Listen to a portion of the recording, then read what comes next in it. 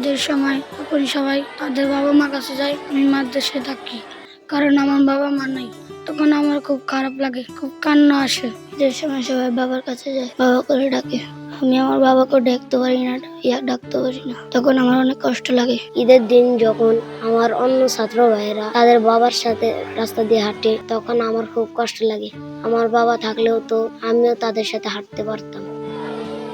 ঈদের চাঁদ মানে সবার ঘরে আনন্দের জোয়ার, কিন্তু এতিমখানার নিস্তব্ধ আঙিনায় এই চাঁদ নিয়ে আসে বিষণ্ণতার এক গভীর ছায়া। নতুন পোশাক, বাবা মায়ের হাত ধরে ঘুরে বেড়ানো কিংবা প্রিয়জনের সান্নিধ্য, এসবই যেন এতিম শিশুদের কাছে এক অলীক স্বপ্ন। রমজানের শেষ দিকে যখন মাদ্রাসার গেটে একে একে অভিভাবকরা এসে ভিড় করেন নিজেদের সন্তানকে বাড়ি নিয়ে যেতে, তখন কিছু ছোট ছোট চোখ অপলক তাকিয়ে থাকে গেটটির দিকে।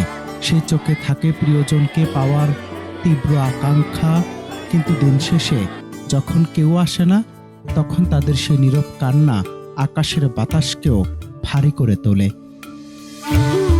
ভোলা সদরের পাখিরপোল সংলগ্ন সৈয়দ আহমদ সিদ্দিকিয়া হাফিজিয়া মাদ্রাসায় গেলেই চোখে পড়ে এমনই এক হৃদয় বিদারক দৃশ্য।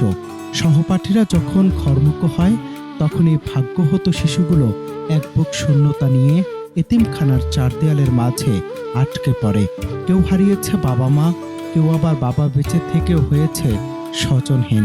এদের কারো কারো কপালে নানি বা চাচাদের সান্নিধ্য জুটলেও অনেক শিশু জানে তাদের ডাকবার মতো পৃথিবীতে কেউ নেই। অভ্যাসের দাস হয়ে তারা মানিয়ে নিয়েছে একাকিত্বে, কিন্তু ঈদের দিনগুলোতে এই ক্ষত যেন নতুন করে রক্তক্ষরণ শুরু করে। এই ঈদে অনেক ছাত্র সবাই চলে যাবে, কিন্তু যারা এতিম যাওয়ার জায়গা নেই তারা মাদ্রাসায় থাকে, সবসময় এখানেই থাকে। এবার রমজান মাসে ফুলা বানায় আমার ঘুরিয়ে একা, হুজুর একটু ভালো করে গরু গোস্ত দিয়ে একবেলা খানা খাওয়ান। আমি বললাম যে খানা তো আর আমি খাওয়াইতে, আমি খাওয়াই বলে আল্লাহ তোমরা দোয়া করো, মালিকের দরবারে কিছুর অভাব নাই, মালিক চাইলে সবকিছু ব্যবস্থা করে দিতে পারে। তো চেষ্টা করি যথাসাধ্য বলা, মানে 3 বেলা খাবার, রমজানের বাইরে 3 বেলা, রমজানের মধ্যে সকাল বিকাল ইফতার সাহারি, তাও 3 বেলার মধ্যে এইভাবে চেষ্টা করি। তো অনেকেই ইনশাল্লাহ আমাদের এখানে সহযোগিতা করেন ইফতারিতে। এতিম শিক্ষার্থীদের সাথে কথা বললে ফুটে ওঠে তাদের মনের গহীনে জমে থাকা সুপ্ত ইচ্ছে। ছোট এই মানুষগুলো চায় না অনেক কিছু, তারা শুধু চায় প্রিয়জনদের সাথে একটি দিন কাটিয়ে দিতে, ঈদের দিন একটু আপন মানুষদের খুঁজে পেতে। তাদের নীরব অশ্রু আর শব্দহীন আর্তনাদ আমাদের বিবেককে প্রশ্নবিদ্ধ করে। যে বয়সে তাদের হেসে খেলে বেড়ানোর কথা, সে বয়সে তারা জেনে গেছে জীবনের কঠিনতম বাস্তবতা। ঈদের খুশি সবার জন্য সমান নয়। তাদের কাছে ঈদ মানে কেবলই ফেলে আসা দিনগুলোর স্মৃতি আর একলা থাকার দীর্ঘশ্বাস। মাদ্রাসায় ৬০-৬৫ জন ছাত্রছাত্রী রয়েছে, যাদের মধ্যে অনেকে আছেন এতিম অসহায়, এবং এতিম ছাড়াও অনেক ছাত্র আছে যাদের বাবা মা আছে কিন্তু তাদের ভরণ পোষণের অনেক কষ্ট হয়।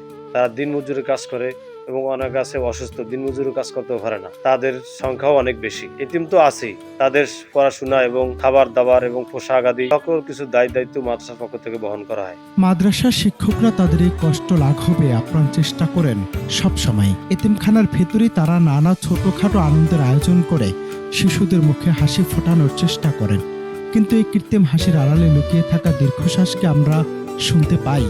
অনেকের মতে চারপাশে একটু সচেতন হলে এবং এই অসহায় শিশুদের পাশে দাঁড়ালে হয়তো তাদের ঈদেও কিছুটা আনন্দের ছোঁয়া লাগতে পারে।